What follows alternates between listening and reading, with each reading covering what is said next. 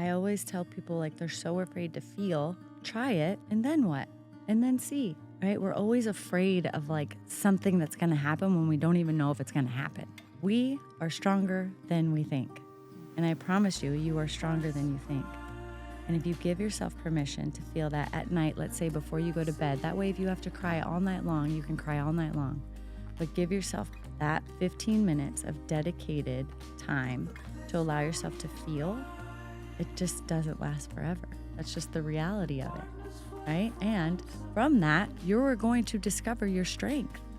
You are going to discover the power within you to get up the next morning and get the kids to school and get yourself to work. And you're going to reflect back on that and be like, wow, like I just did that. Whether you're looking for inspiration, guidance, or simply a moment of reflection, you're in the right place. This is Wisdom Stripes. Before we dive into today's episode, I wanted to take a moment to share something important. The views expressed by my guests are their own, and they may not necessarily reflect mine or those of this platform. My intention with every episode is to create a space where we can explore diverse perspectives, life experiences, and belief systems together. I truly believe that wisdom lives everywhere, and often we find it in the places we least expect, especially in those whose experiences and beliefs are very different from our own. Not every episode will challenge you, but some might, and that's okay. Growth often comes when we allow ourselves to step into discomfort and see the world through someone else's eyes. I also want to share something I heard recently from Oprah Winfrey that really struck a chord with me. She said at a commencement speech, "People all want to know one thing. Was that okay? Did you hear me? Do you see me? Did what I say mean anything to you?" My hope is that you will try to go out and have more face-to-face conversations with people you may disagree with, that you'll have the courage to look others in the eye and hear their point of view, and help make sure that the speed and distance and anonymity of our world doesn't cause us to lose our ability to stand in somebody else's shoes and recognize all that we share as a people. There has to be some way that this darkness can be banished with light. I couldn't agree more with those sentiments spoken by Oprah. These dialogues aren't always easy, but they are so important. My hope is that this episode and all the episodes I share will inspire you to listen a little more closely, reflect a little more deeply, and keep showing up for the conversations that matter most. Thank you for being here with me. It means so much to me that you're part of this journey. Let's get started. Hello and welcome to Wisdom Stripes. My name is Meg Tuohey, and in today's episode, we'll explore the intersection of wellness, transformation, and the power within us to create profound change. Our guest today is Shannon Northington, a doctor of physical therapy, heart math certified practitioner, and licensed somatic breathwork facilitator. Based in Gilbert, Arizona, Shannon co-owns a private gym with her husband, Eric, where together they help clients break through mental and physical blockages to reclaim clarity, purpose, and alignment. Shannon's journey is rooted in empowering others to tap into the healing power of breath and the wisdom of the body. Her work transcends conventional fitness and therapy. It's about guiding individuals to rediscover their limitless potential in a safe and transformative space. Today, she's here to share her insights on physical and emotional healing, the lessons she's learned along her path, and the wisdom she's gained in helping others unlock their inner strength. This is Wisdom Stripes, your no-nonsense, fierce fairy godmothers, turning pain and confusion into clarity and confidence. Shannon, we always start with the same question for our guests. What wisdom would you like a listener to come away with today? Gosh, it's hard to think of one thing. First of all, thank you for having me here. It's great nice to be here. I think I really would love people to have an understanding that your breath is your most powerful medicine and that we have the ability to heal ourselves using our breath. We all are human and we all carry things that are heavy. And oftentimes that just needs to be cleared out. Yeah. And I teach that using breath as medicine. So if that could be a takeaway today, I think that would be a great wisdom stripe. I do too. So let's unpack what breath work is someone has heard about it, maybe they know someone that's done a little bit of it, I would say it's a known modality, Absolutely. but perhaps not like known modality. Right. So let's unpack what it is. What is breathwork? Sure. So oftentimes when I talk about breath work or doing breath work, people will say, oh, is that Wim Hof? Because it's things that we're seeing on Instagram reels. Or breath work is, of course, using our breath, but there are many, many different types. And the specific type of breath work that I use is somatic breath work, which is a holotropic breath. So it's that big inhale and exhale in and out of the mouth for about 45 minutes to an hour. So they're intense journeys that are meant to reconnect the mind back to the body so that we can have coherence there, so that we are acting and doing and saying how we feel. And those are in coherence together. Yes, breath work is Wim Hof. That is one type of breath work. But there are also many different other types of breath work that can get you into that same altered consciousness. And why did you choose somatic breath work? Why that version? My journey started many years ago when I got sick with an autoimmune disease. And I was trying a little bit of everything to feel better. And one of those things was breath work. And I had found someone that was teaching me different types of breath work. It wasn't somatic yet, but just reconnecting myself back to my body. Because oftentimes when we get sick, we've just been disconnected from self. And so we were really working on reconnecting and doing all different types of breath work. And of course, I feel like our phones are always listening to us. So as I was going through this whole phase of life and on Instagram, different types of ads were starting to come through, and I was starting to see different breathwork practitioners.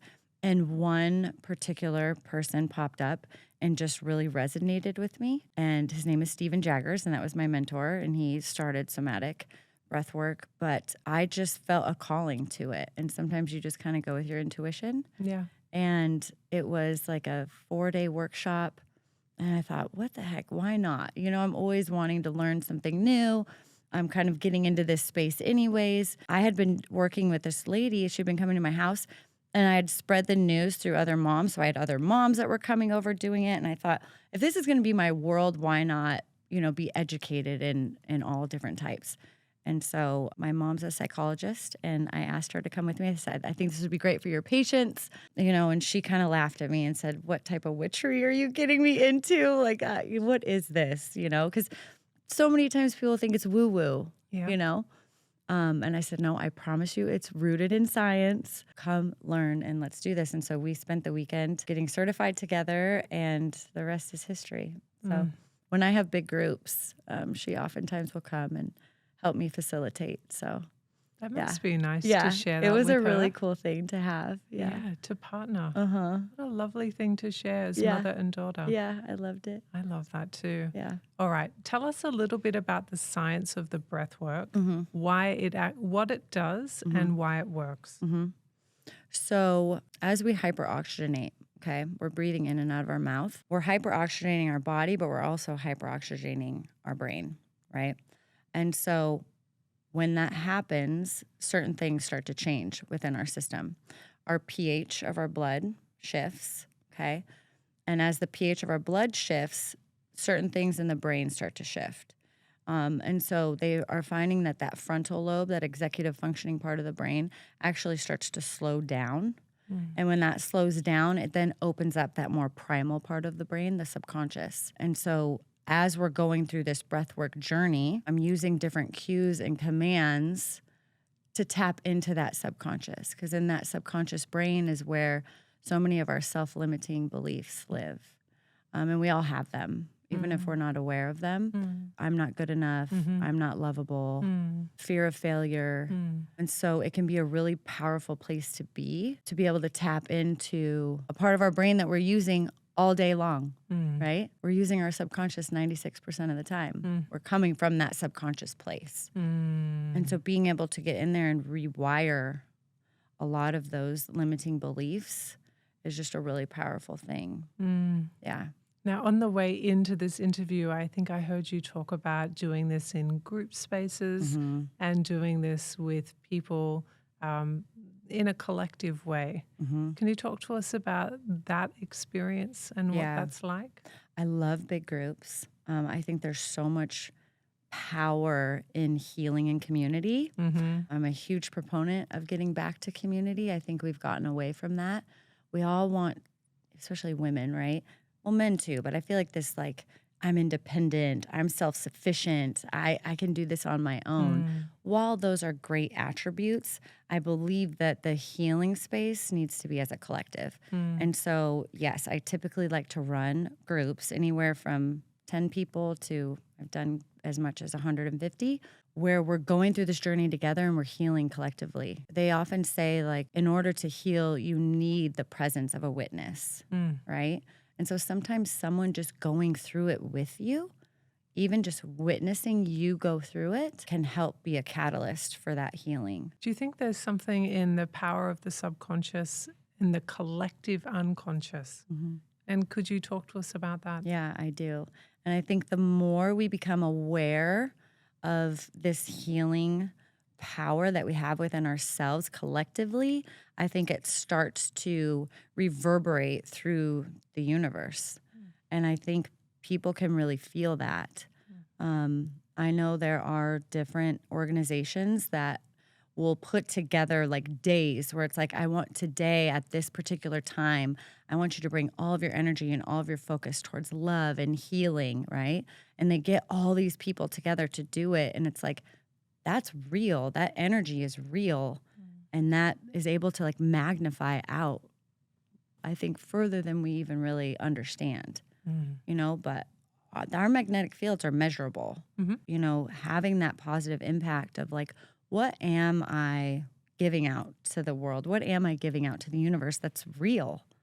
You know, and people feel that. It's measurable. Yeah, the example I like to use is if you're standing in line at like Starbucks and someone who's had a bad day comes in behind you to line up behind you, so they're close-ish in proximity, and you can suddenly feel something's not quite right. It's like your senses alert you. And that person might not be making noise. That person might not be saying anything. Right. But you can feel the shift. Yeah. Yeah. I always say our body's an antenna, and it is constantly picking up things, good and bad. But just becoming aware of how we're reacting to that is kind of where that nervous system regulation comes in. Because oftentimes we can be easily shifted by other people's energy. But if you're able to have that regulation where it's like you can be aware of it, and yes, I feel that, but that's not going to affect my energy bubble. Yeah. You can use the information but not be absorbed into it. Right. Yes. This is a good question, I think, for those listening at home. I feel like they've asked me to ask you this. Yeah. How does one put, not a barrier, but how does one understand where your own energy ends and where somebody else's is allowed to touch but not come in? Right. And how do you, A, discern that and B, put in place that type of protection? Yeah.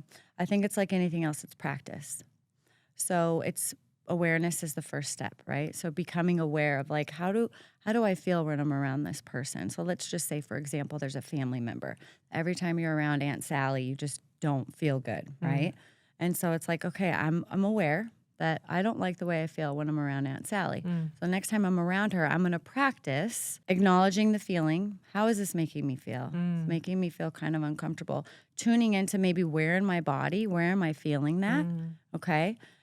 And then saying, that doesn't belong to me, that's hers, and just acknowledging it.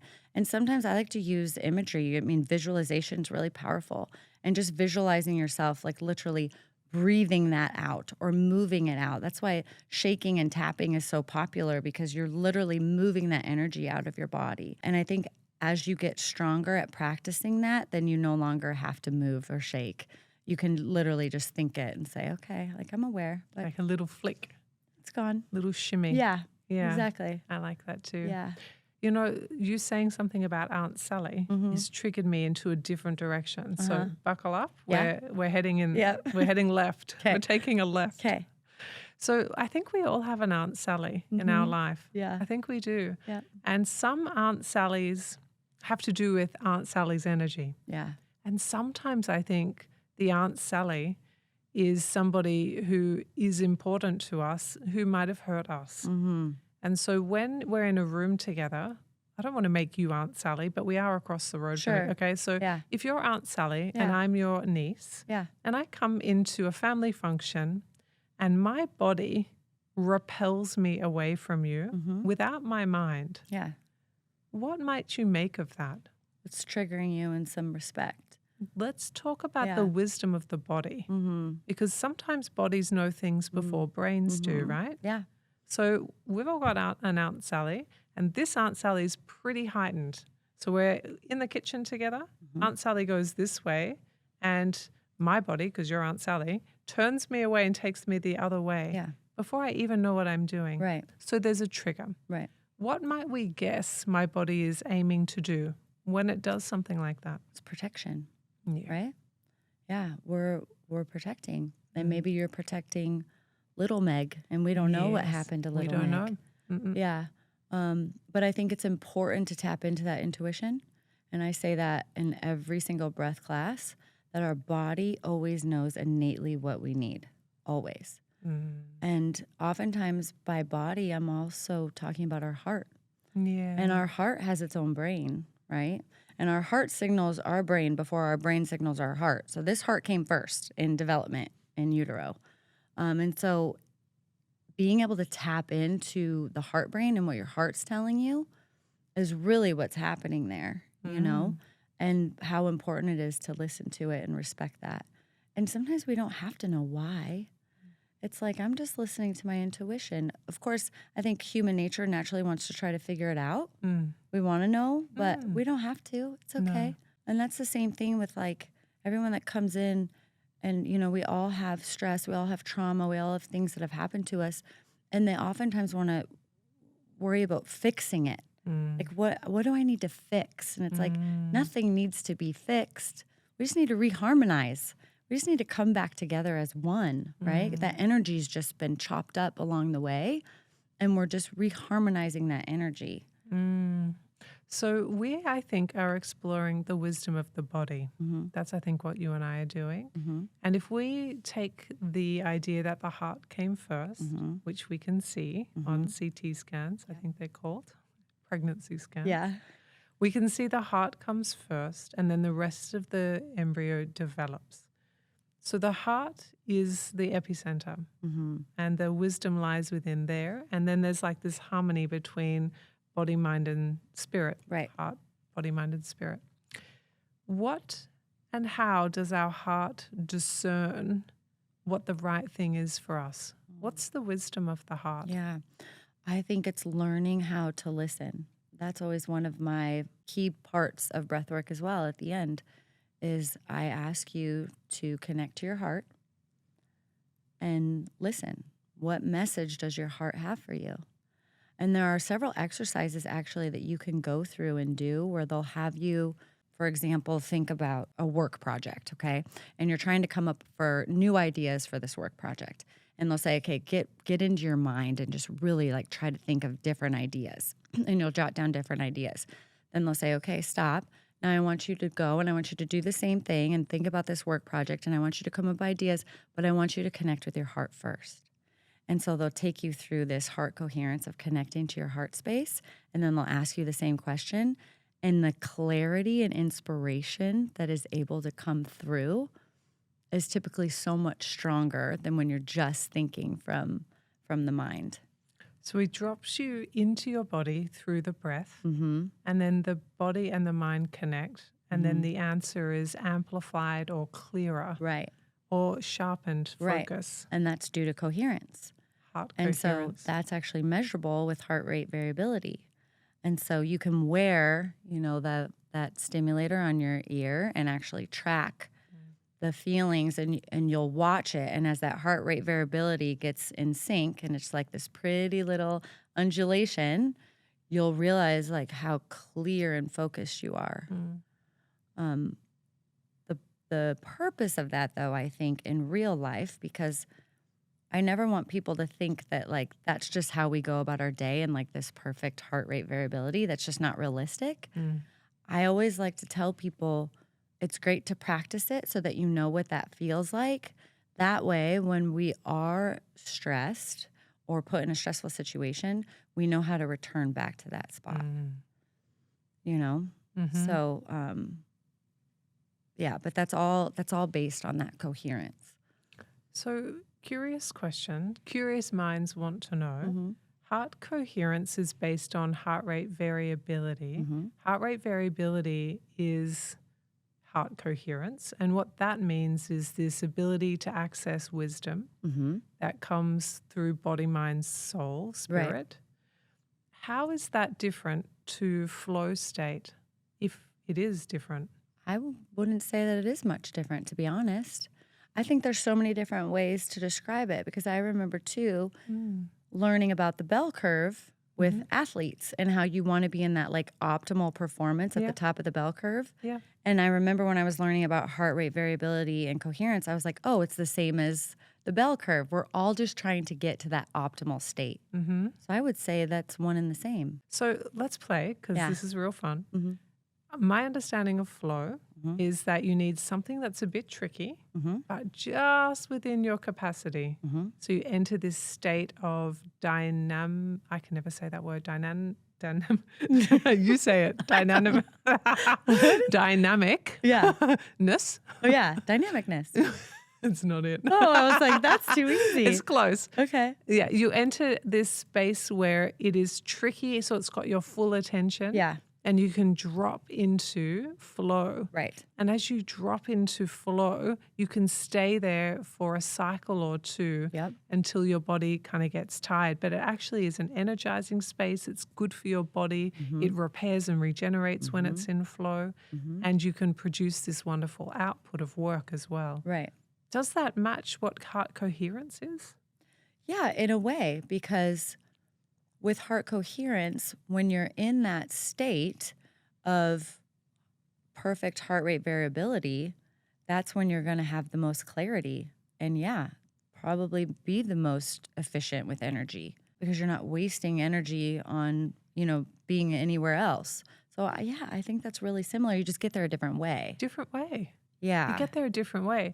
So flow, I think you can't stay there for big periods of time. Right. And I think you enter and exit it, but that would be different to with coherence. Coherence. Yeah, you could stay there. Yeah. Yeah. And the more you practice, the longer you can stay.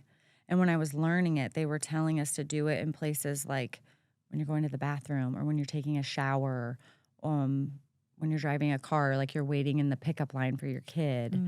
And so you practice it for short bouts, but the better you get, the longer you can do it. So that coherence, I think, is like adjacent or akin to flow. Yeah. And maybe flow can go longer than what I think it can. Yeah. But I feel like coherence can go even longer. Right. Yeah. Yeah. That's my sense. But just knowing that we're human and we're going to come out of it. Yes, because that is the human experience. Yes, yeah. Let's do this. Yeah. Hey there, Meg Tuohey here with a quick and exciting announcement. As a psychologist, coach, and founder of the Wisdom Lab, I've had the privilege of helping thousands of individuals break free from the vicious cycles holding them back and tap into their infinite inner wisdom. If you're tired of feeling unheard, unseen, and stuck in the same old struggles, the Wisdom Lab is the breakthrough you've been yearning for. This on-demand program guides you through a powerful process to shatter emotional barriers, overcome deep-rooted blocks, and experience the profound transformation you deserve. In just 4 hours, you'll gain the tools and insights to revolutionize your life from the inside out. Want to learn more? Click or tap the link in the show notes for all the details. Okay, now back to the episode. So you are a breathwork facilitator, practitioner.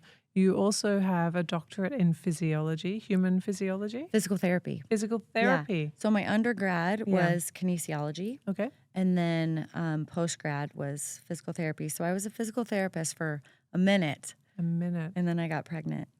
And then I wanted to be a mama. Yeah. Yeah, so I stayed home. So I did a year of internship and then an actual year of working. And then I was a mom.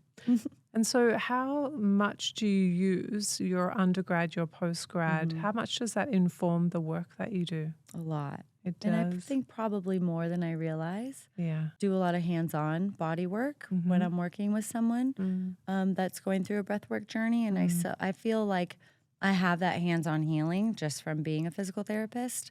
It's just kind of a natural thing for me to kind of understand and see like where you're holding pain and trauma and tension in your body. So it's really natural. After sessions, people are always like, how did you know? How did you know to touch me there? Like, I don't know, my hands just knew. Well, I feel like we're still working in the body wisdom, but Yeah. let's move to the way that touch changes the somatic experience of a body and how healing that can be. Yeah. Because we are, it seems to me, a far less physically connected society than we've ever been. Oh, yeah. And yet there is something so healing about Yeah. physical touch. Can we talk about that? Absolutely. It's fascinating. I've worked with thousands of people at this point, so I feel like I've kind of done trial and error with the touch, because there are certain people where touch is so foreign that it takes them out of the somatic experience because it's almost startling to them. And then I find that there are people that all I have to do is put one hand on a shoulder and they just cry. So it's like they've been yearning, their body's been yearning for this touch. And when they feel that, it just feels so good that these tears just come. You know, it almost gives them permission to feel what they've been wanting to feel. I always ask for permission to touch. So before I start a session, with everyone's eyes closed, I always ask if anyone does not feel comfortable being touched to raise their hand, because touch can be triggering in the wrong ways for some people that have experienced different types of trauma. But most of the time, people, they want that. They crave that. And touch can be so healing in like the slightest of ways too. Why do you feel, or what's your understanding about why we're so malnourished for touch? Yeah. I think it goes back to that disconnection. I think it starts with disconnection to self. And when we can't connect to ourselves, we can't connect to others. And so we are all so disconnected from our bodies that I think that we're no longer connecting in that way. You know, I mean, even coming in here, right? And you greeted me with a hug. I did. Not everyone does that though. Right? It's like, that's like that warm, yes, I want to feel you. I want to touch you. I've just met you. But not everyone feels comfortable with that because they are so disconnected from self. And I don't offer that hug to just everybody either. Yeah. So maybe there's something that, because we just met, Yeah. so maybe there's something in the energy read that you can. Right. Yeah. Like Aunt Sally. We're not hugging Aunt Sally. Oh, no, no. Yeah. No, absolutely. Yes. So it's interesting. How do you, let's keep going in the touch and the physical nurturing that comes with touch. How do you practice touch in a life that is non-sexual and uplifting? Let's talk in like that caring way. So if you're a child, you could imagine being cuddled or hugged by a grandma, and the grandmother might have that softness to her where you're like enveloped in that space, and it just feels like nothing else is happening except for that hug. As you get older, there is less of them, and perhaps you do more of the giving of the hugs to others to offer comfort, which is also nice. Sure. Don't get me wrong.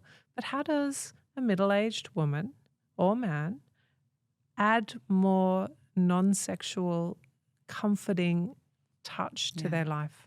Yeah, I think we've been conditioned to like not do it anymore. Yeah. You know, and people, like we talked about, they want this bubble, they want this space around them, but really do they? Like we think we do. We think we're trying to like create these boundaries, but really as humans, we're craving this touch. So honestly, I think just giving it, that's how you break it. Because just like you did, you opened your arms to me. I was like, yes, I want a hug too. Yes. Right? And so sometimes it's just recreating those patterns of realizing, okay, I've been conditioned this way.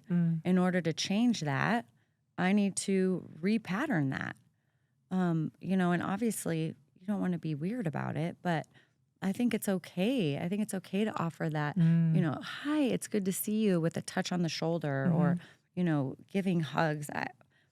I don't find that sexual at all. I think that's healthy. Sometimes I think women can feel the burden of sexual touch, perhaps from a partner. Right. And so I was looking at how do we keep this so that it is nourishing Right. without requirement for anything else. Right. Yeah. But that has to do with where you're coming from. Like, what is your intention? Your intention is coming from a place of love, right? Then I think people are going to feel that, just like you said.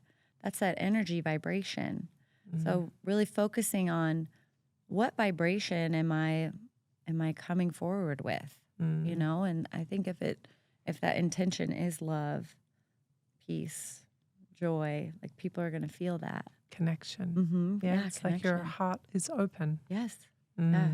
Connection is that alchemy of healing. I tell you what, it's so important. Well, let's do this piece then. If connection is the alchemy of healing, what precipitates connection? Connection to self. Yeah. Reconnecting to your body. And I cannot say that any more times. I've seen it time and time again. They don't understand why they're stuck in this feeling of fear or shame or doubt or guilt. And it's like they've dissociated from self because it doesn't feel good to be there. Yeah. And so oftentimes we have to get uncomfortable and come back to those uncomfortable feelings, allow ourselves to feel them and process them. I encourage processing them through actual, like, feeling. I want to see you scream, yell, cry, get angry, and allow those to process through your body so that you make room now for love, peace, joy, connection. So maybe connection is the output of having processed the pain. There's more capacity to belong with self and therefore to be able to belong with others. Right. As we have processed and cleared the pain. Yeah. Or confusion. Yeah. But people are scared to be vulnerable, and they're scared to feel, and it's a scary place to be. But that growth doesn't come without allowing yourself to get uncomfortable. Yeah. And I think mentally we know that. It's like we know we need to be uncomfortable in order to grow and get to that next level. But actually doing it is a whole nother thing. Yeah. Yeah. So again, sharp turn. We're going right this time. I think I heard you say you're a mom. Yeah. And let me ask you this one. How is it to know all that you know about the body and processing pain, processing feelings, and to have a child or children going through hard times? How do you support your babies, even if they're lovely and old, through their own journey into adulthood? Yeah. I have 2 teenagers.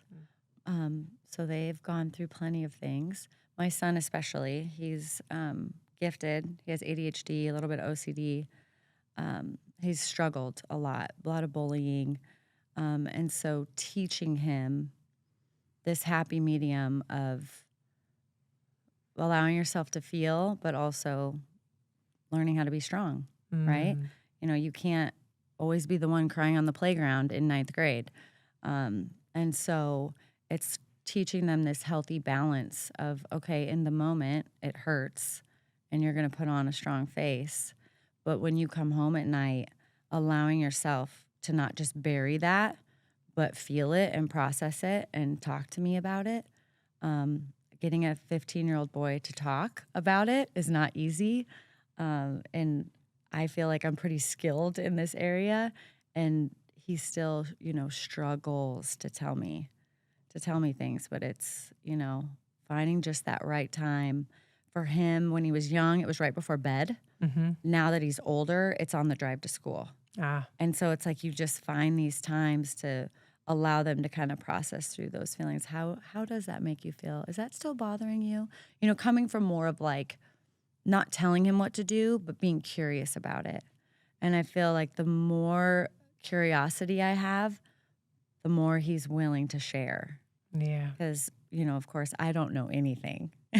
Well, you wouldn't. No. No. So, Yeah. it's a tricky. Mm. Parenthood is real tricky. I think it gets trickier and trickier. Oh, yeah. Yeah. It's hard. Each age is hard in a different way. Yes. You know, Yeah. I'm not as tired anymore like I was when they were little, but now it's just like, I am raising an adult human. I need to make sure that you're going to be functional and make an impact in this world. Mm-hmm. Yeah, it's like a lot of responsibility. It really is. Yeah. It really is. When it comes to that ability to hold space for someone, a 15-year-old who's walking through 9th grade, which is super challenging, and is different or feeling the social pressure or push to assimilate or to not be an outlier, you've got to fit in the middle. Yeah. Tricky. So how do you support the growth and the strength in that? So it's one thing to allow emotions, which is beautiful, and to process emotions, also beautiful. Yeah. How do you help build strength out of that? I think a lot of it is him watching me and his dad. A lot of that comes from what they're seeing with you and how we handle situations, being a good role model, a lot of positive reinforcement when I do see him, handle a situation in a really strong way, knowing that it's okay for him to fail and fall, and that we'll be there for him, but really teaching him that as much as we are there for him, like he has everything he needs within himself, and that's hard for them to understand when they're that little. But I always feel like, and I remember this being a child, you just keep saying it over and over again, and one day it's going to click for them. Yeah. And I think there are times in my life, even still, I'm like, I remember my mom teaching me that.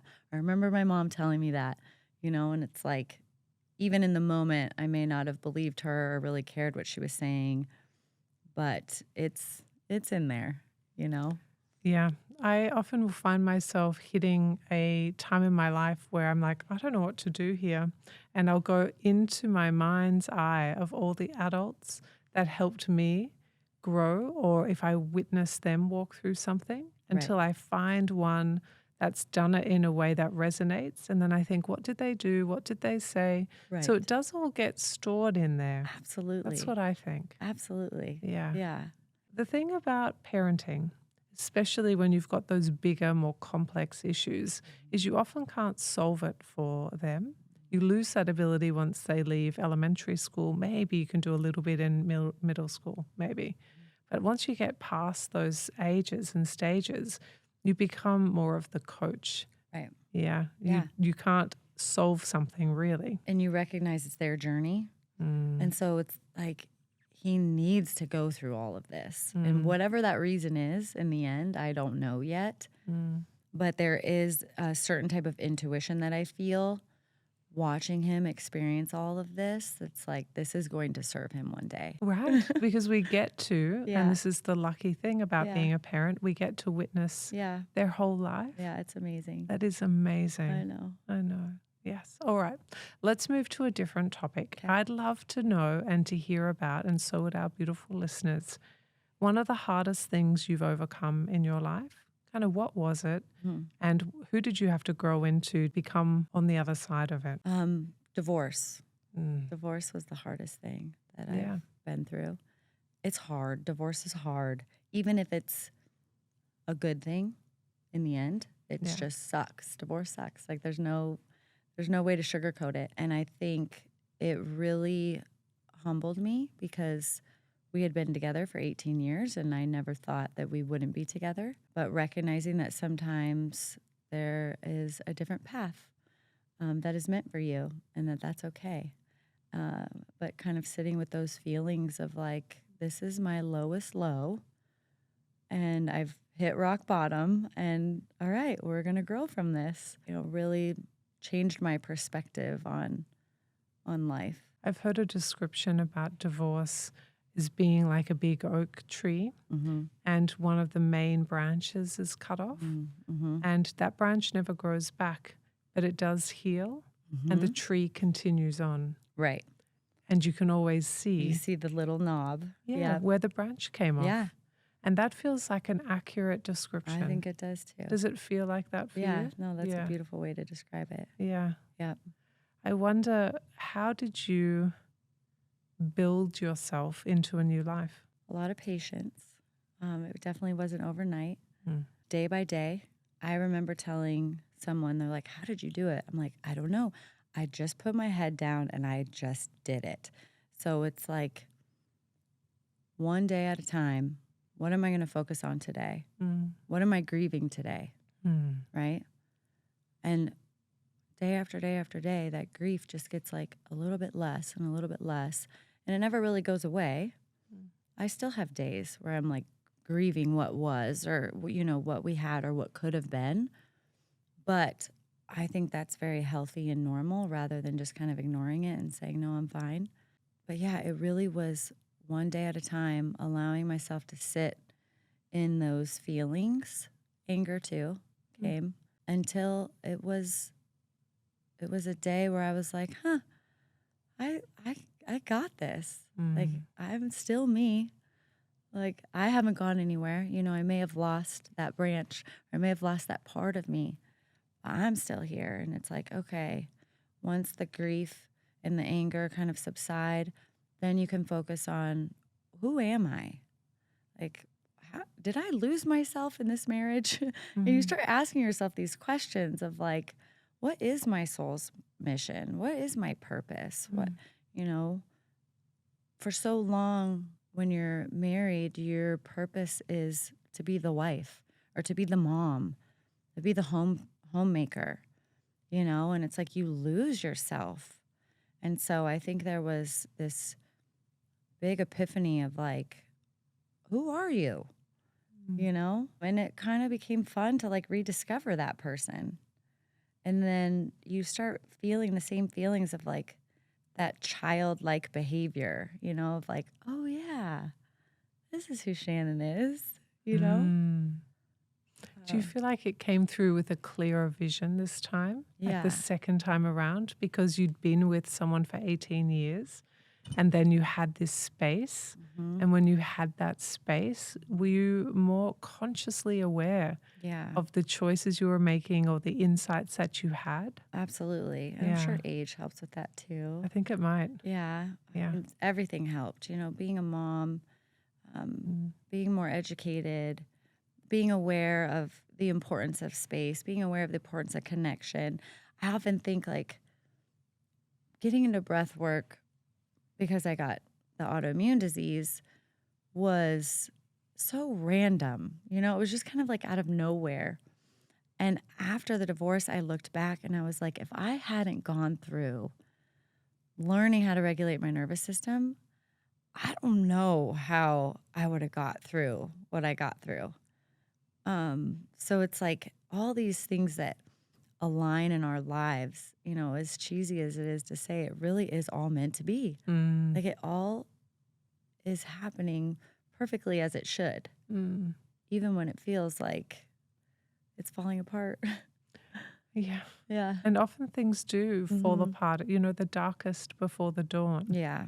Yeah, we often have to reach that lowest of lows before the clouds part and we can see our way out. Right. We can begin the climb. But in the moment, you're not seeing the climb. No, thank you. You like, are this just is seeing really hard. the pain. Yeah. Yeah. I wonder, for those who are listening along at home and who are recently separated or divorced and haven't had the processing that you've had or perhaps come out of the other side, I wonder if you have any words of wisdom for those beautiful people. Yeah. I encourage you to sit with your feelings and feel. Even as hard as it is, just making time, even if it's just 15 minutes a day, making that part of your routine to just sit and really allow yourself, give yourself permission to grieve, get yourself permission to feel angry or sad or whatever it is that you're feeling. Because once you allow yourself to really process that, there will come a day where you can't really find those feelings as much anymore. It's a natural part of our cycle of healing. It's like once you feel it, you heal it. And so just giving yourself permission to do that and knowing that there is light at the end of the tunnel, I promise. But you have to do the work. It doesn't just happen on its own. It's not like, a lot of times they'll say like time heals, and it's like, does it though? I mean, no, I think there's work involved. There has to be effort for that healing to take place. The only reason I think time heals is if you've done the work. It takes time to do the work. Yes, that's different. There we go. That is different. Yes. Yes. Yeah. But oftentimes, it's like they're just waiting to feel better. And it's like, that's not how it works.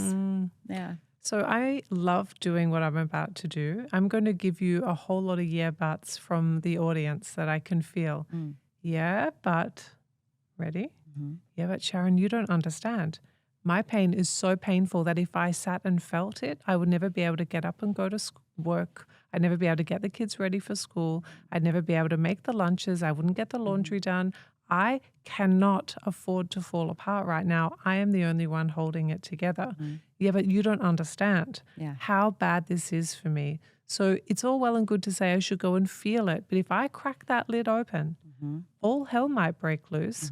And then where will we all be? Right. Okay. And then what? I always tell people, like, they're so afraid to feel, try it. And then what? And then see. Right? We're always afraid of like something that's going to happen when we don't even know if it's going to happen. We are stronger than we think. And I promise you, you are stronger than you think. And if you give yourself permission to feel that at night, let's say before you go to bed, that way if you have to cry all night long, you can cry all night long.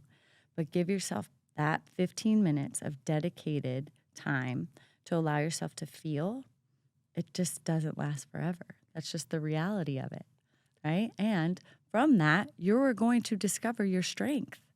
You are going to discover the power within you to get up the next morning and get the kids to school and get yourself to work. And you're going to reflect back on that and be like, wow, like I just did that. Okay, I've got some more for you. Yep. Yeah, but Sharon, you don't understand. By the time it's my turn to go to bed, it's 9 o'clock at night, the kids are in bed. Like, I can't just switch on my feelings and cry. I can't just become mad. And then I might not sleep, and I need to sleep. So what do you mean, feel my feelings? Like, how do you think that somebody could allow or create the space in order to process those feelings?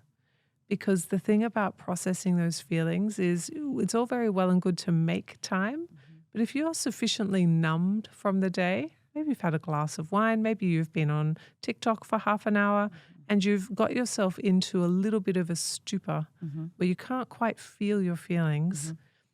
The temptation, I think, is to drop into sleep and to do it all again. Absolutely. So we actually need to make a ramp, an on-ramp to the practice of feeling your feelings. Right. Could you teach us how to do that? Yeah, and so maybe I would encourage you to, I would say, are you opening to scheduling something into your schedule? And maybe if before bedtime doesn't work for you, that's okay.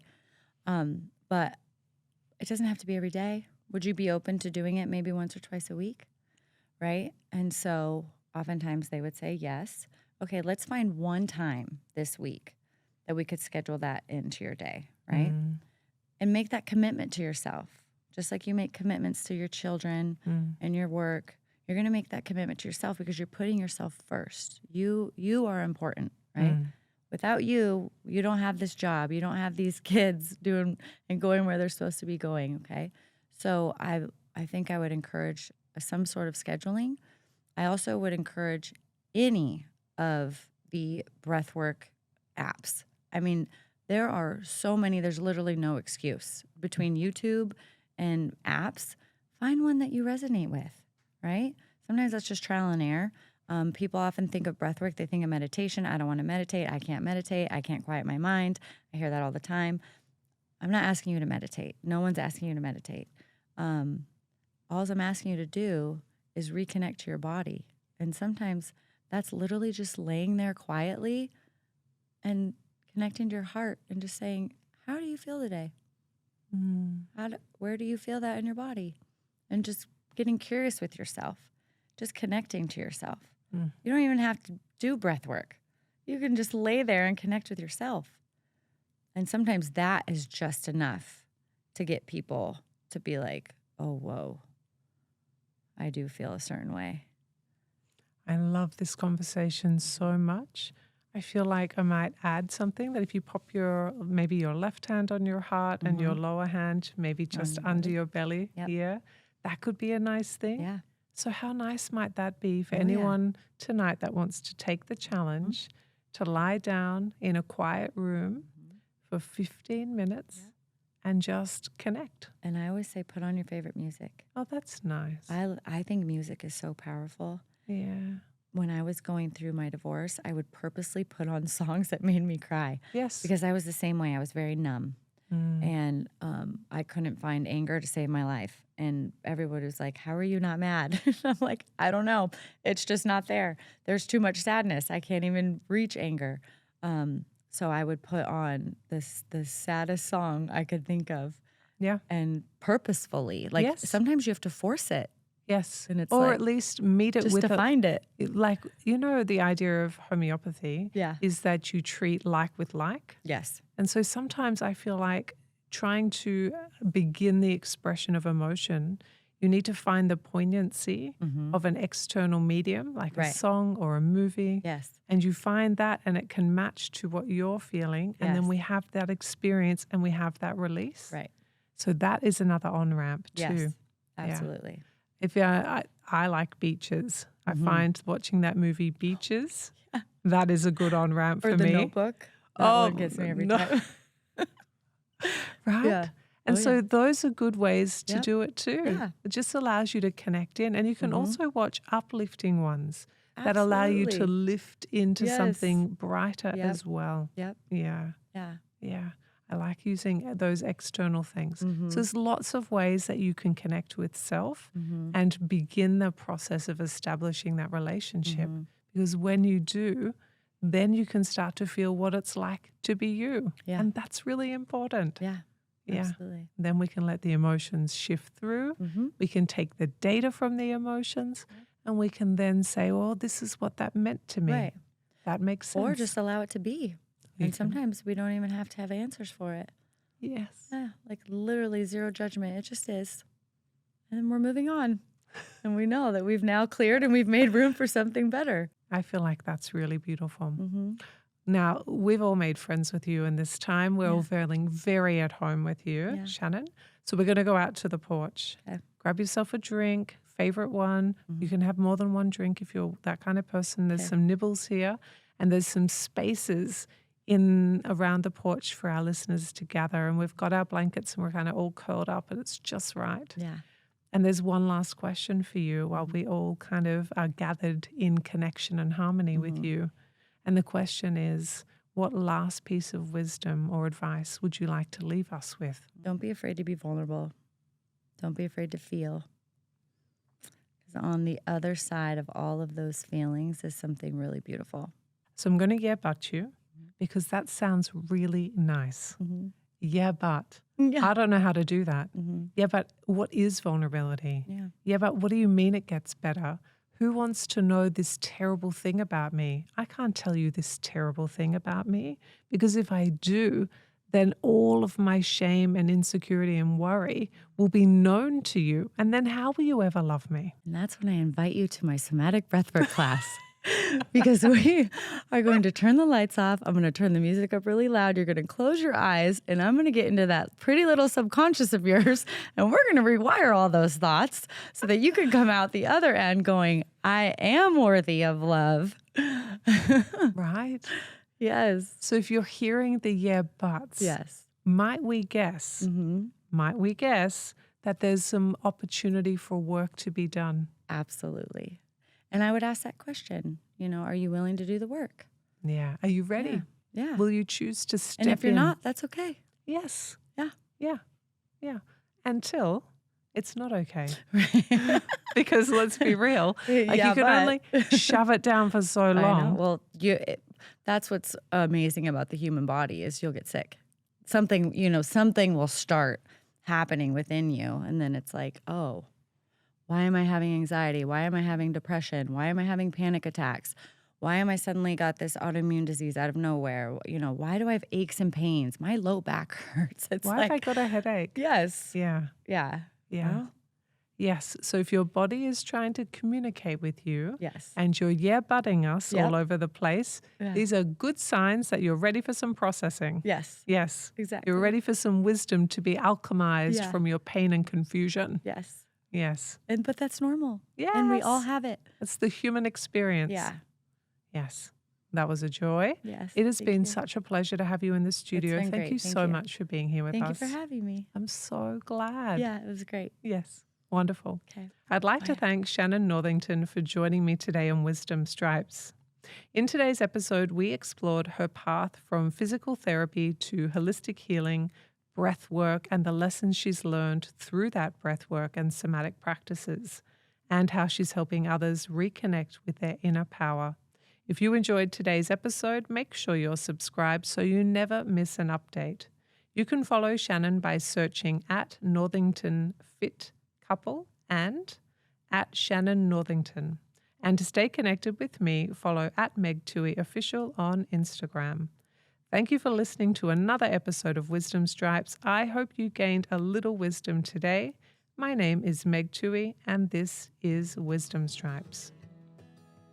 Thank you for listening to this episode of Wisdom Stripes. Follow me on at Meg Tuohey Official and leave a comment and review. I'm looking forward to meeting you here next time on Wisdom Stripes.